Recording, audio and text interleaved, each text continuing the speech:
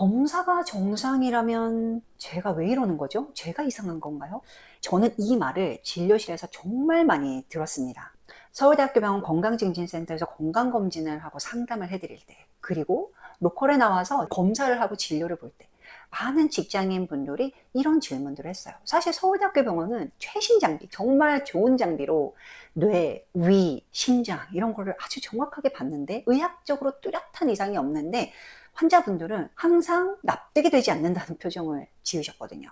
그런데 이게 저도 되게 괴로웠어요. 그분들의 그 통증이 상상이 아니고 실제 삶을 흔들 만큼 회사를 연차를 내고 병원을 오고 또 자녀분들을 돌봐야 하는데 그걸 못하고 병원에 오고 이런 분들이 제가 의학적으로 공부를 하게 만드는 원동력이었어요. 그 내용들을 모아서 제가 책을 냈는데요. 이 책에서 제가 언급하는 만든 단어가 두 개입니다. 첫 번째는 몸퇴사예요. 직장은 그만두지 않았는데 몸이 먼저 사표를 낸 상태인 거죠. 회의실에 몸은 앉아 있지만 시스템은 이미 자리를 비운 거예요.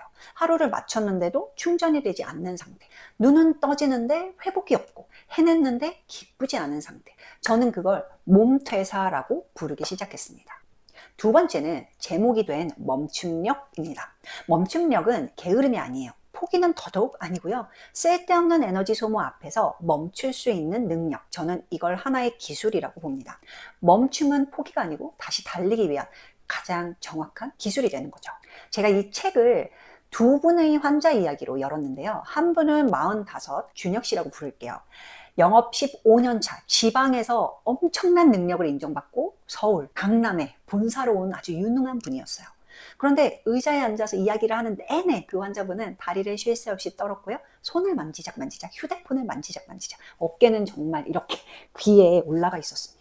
정작 본인은 그걸 전혀 느끼지 못하고 있었고요. 가만히 있는 게 오히려 불안해서 어디론가 뭔가 에너지를 끊임없이 분출해야만 하는 그런 사람처럼 보였어요. 그분 말씀이 회의만 시작하면 심장이 막 터질 것 같다는 거예요. 주말에 누워있어도 뒤통수가 뻐근하다고 그렇게 해서 저를 찾아왔습니다. 심장 초음파, 심전도, 24시간 홀터 모니터링, 대학병원에서 다 검사했는데 별 이상이 없었어요. 저는 준혁 씨를 보면서 이런 생각을 했습니다. 멈춰 있는데도 멈추지 못하는 사람이구나. 또 다른 한 분은 42 워킹맘 팀장이었던 지희 씨였어요. 같은 진료실에 준혁 씨와 정반대의 모습으로 찾아왔죠. 손은 무릎 위에 얹은 채 거의 움직이지 않았어요. 말끝마다 한숨이 좀 새어나왔고요. 몸이 약간 다리를 꼰 채로 의자에 정말 무겁게 가라앉아 있는 느낌이었습니다. 사실 14년 동안 단 한 번도 멈춘 적이 없는 분이더라고요. 출산 휴가 중에도 회사 메일을 확인해서 도와줄 게 있는지 내가 알아야 될 게 있는지 확인을 했다고 해요.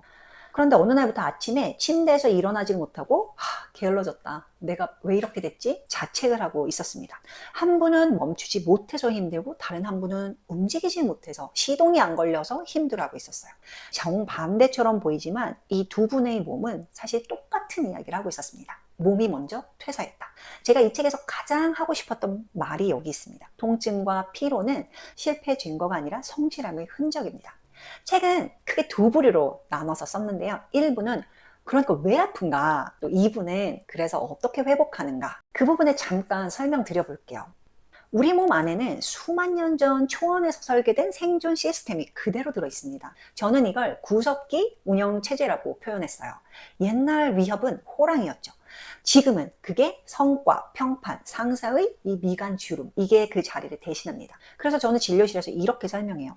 지금 몸이 망가진 게 아니에요. VIP 경호 모드로 설정이 된 겁니다. 그러니까 자동차가 도둑이 들면 사이렌이 울려야 되는데 낙엽만 떨어져도 울리는 거예요. 최고급 보안 시스템처럼. 이 시스템이 고장난 게 아니죠. 감도가 너무 높게 맞춰져 있는 겁니다. 그래서 저는 이 책에서 이렇게 이야기했습니다. 문제는 당신이 아니라 성능이 너무 좋은 시스템입니다. 예민한 게 아니죠. 고성능 센서를 가지게 된 배경이 있습니다. 그러니까 최신형 스포츠카가 일반 승용차보다 연비가 낮죠. 섬세한 사람은 남들보다 빨리 지칩니다. 같은 환경에 있어도 넣는 정보가 훨씬 더 많은 거예요. 그리고 일부에서 제가 의사로서 가장 강조하고 싶었던 그 구분이 있어요. 구조적 이상과 기능적 불균형의 차이입니다. 오케스트라로 치면 악기는 다 최고급인데 지휘자가 템포를 너무 빨리 몰고 있는 상태라고 볼 수 있는 거죠. 그러니까 필요한 건 그 장기들을, 악기들을 수리할 게 아니라 조율하는 겁니다. 그래서 뭐 스트레스 받지 마세요. 이런 말 정말 맥 빠지게 하는 의사들의 멘트잖아요. 이거는 저도 느끼는데 가난한 사람한테 부자 되세요 하는 거랑 비슷하다는 느낌을 받았어요. 방법이 없거든요. 우리 몸은 스트레스 받지 말아야지 이런다고 되는 게 아니에요. 생각이나 의지로는 이걸 끌 수가 없습니다. 대신 몸의 언어로 연결될 수 있어요. 그게 바로 호흡, 움직임, 그리고 감각입니다. 2부에서는 이 원리를 제가 누구나 따라할 수 있게 여러 환자분들과 해보고 그 중에 좀 쉬운 거를 실천할 수 있는 열쇠로 가지고 왔어요. 이 부분이 이제 제가 이 책을 몇 년 동안 가지고 있으면서 공들인 부분인데요. 검사는 정상인데 아픈 몸을 제가 쭉 환자들을 보면서 대략 6가지 유형으로 나눴습니다. 자율신경 불균형이 있는 분들인데 사람마다 먼저 무너지는 장기가 달라요. 이걸 보통 체질이라고도 이야기할 수 있을 것 같아요. 그래서 자가 진단도 넣었습니다. 읽어보시면서 본인 유형을 직접 찾으실 수 있고요. 여기서 그 6유형을 빠르게 소개 한번 드려볼게요. 보시면서 이건 안 돼? 하는 부분 분명히 있으실 거예요. 첫 번째 유형은 교감 과열형입니다. 심장이 먼저 나대는, 먼저 뛰는 분이에요. 마치 그 가속 페달에 벽돌이 올라가 있는 상태죠. 계속 두근거리고 또 가슴이 아프고 이런 분들입니다. 두 번째는 부교감 침체형입니다. 침대에서 떨어지지가 않는 분, 계속 소파에 누워있고 싶은 분, 차단기가 내려간 상태죠. 세 번째는 리듬 붕경입니다. 오전에 시동 안 걸리고요. 낮에는 좀비 같다가 밤에는 말똥말똥 사냥꾼처럼 되는, 밤에 또렷해지고 다시 또 잠이 안 들어서 고생하는 분입니다. 네 번째는요, 기립불안정형이에요. 앉았다 일어서면 핑 도는 찔한 분들, 중력 앞에서 흔들리는 몸을 가진 분들. 그리고 다섯 번째 유형은 장뇌축형입니다. 위대장 내시경은 큰 문제가 없는데 언제나 뭔가 배가 불편한 분들이에요. 특히 신경 쓰는 게 생기면 이 배가 바로 신호를 보내는 분들이죠. 여섯 번째는 중추감작형입니다. 관리에 정말 누구보다 진심이거든요. 좋은 베개, 좋은 침대, 좋은 소파, 의자 이런 것들을 계속 바꾸는데 오히려 더 몸이 아파지는 분들이에요. 6분들 모두 제가 만나고 해결해 나갔던 사연을 바탕으로 풀었습니다. 그러니까 좀 딱딱한 이야기가 아니라 한 분 한 분 이야기로 읽히기 쉽게 쓰려고 노력했어요. 그리고 유형마다 회복법을 6개의 열쇠로 정리했습니다. 호흡, 인지, 수면과 리듬, 자세와 움직임, 그리고 식사. 마지막으로 관계와 연결 파트입니다. 중요한 건 이 6개 열쇠가 유형마다 여는 순서가 달라야 한다는 거예요. 심장이 과열된 분은 호흡부터, 방전된 분은 식사부터 이렇게요.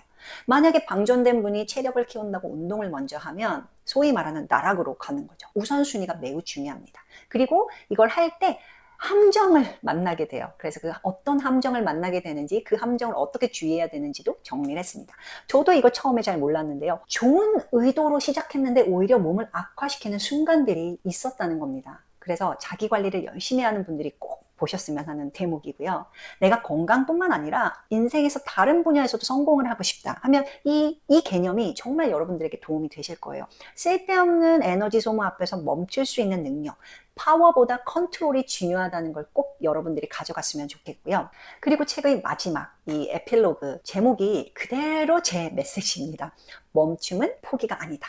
저는 마지막에 이런 제안을 드렸어요. 이제부터는 우리가 내 몸에게 좀 다른 부모가 되어주자. 비난하지 말고 관찰해주는 부모, 응원하고 동행하는 부모. 그래서 이 책을 덮을 때 여러분들이 내가 잘 버티고 있었구나.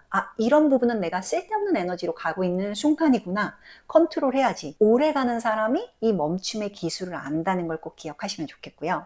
특히 이런 분들에게 권하고 싶습니다. 검사는 늘 괜찮은데 뭔가 어딘가 아픈 분들, 주말 내내 쉬어도 월요일이 더 무거운 분들, 멈추면 불안해서 멈추지 못하는 분들, 자기 관리에 누구보다 진심인데 오히려 더 몸이 아파지는 분들. 이 책은 사실 진단서나 처방전은 아닙니다. 여러분들의 몸이 그동안 얼마나 성실하게 일해왔는지를 함께 돌아보는 책입니다. 저 역시 의사이기 전에 여전히 회복 중인 한 사람으로 이 책을 썼습니다. 오늘도 너무 잘 버티는 여러분들에게 잘 쉬는 것도 분명한 능력이라는 말씀을 전해드리면서 마칠게요. 책 정보는 더보기란에 남겨두겠습니다. 다음 영상에서 또 뵐게요. 이 책에서 제가 언급하는 만든 단어가 2개입니다. 첫 번째는 몸퇴사예요. 직장은 그만두지 않았는데 몸이 먼저 사표를 낸 상태인 거죠. 회의실에 몸은 앉아있지만 시스템은 이미 자리를 비운 거예요. 하루를 마쳤는데도 충전이 되지 않는 상태. 눈은 떠지는데 회복이 없고 해냈는데 기쁘지 않은 상태.